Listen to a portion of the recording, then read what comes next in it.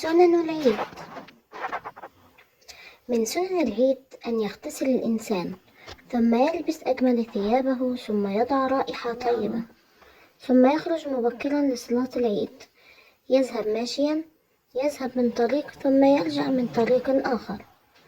وإن كان عيد الفطر يأكل قبل أن يخرج لصلاة العيد، يأكل ثمرات ويكون على وتر. إظهار الشكر نعمة الله تبارك وتعالى عليه أن أتم صيام شهر رمضان، فيذهب إلى مصلى العيد ويحرص أن يكون في الصفوف الأولى، يكبر الله تعالى من ليلة العيد. فعندما تغيب آخر شمس في رمضان عليك بالتكبير، تكبر وأنت تمشي، تكبر وأنت في البيت، تكبر وأنت في السيارة، تكبر وأنت في الشغل أو الدوام. ولا تكمل العدة ولا تكبروا. فهذه هي السنن المستحبة للعيد وفقا لما ورد عن الرسول صلى الله عليه وسلم.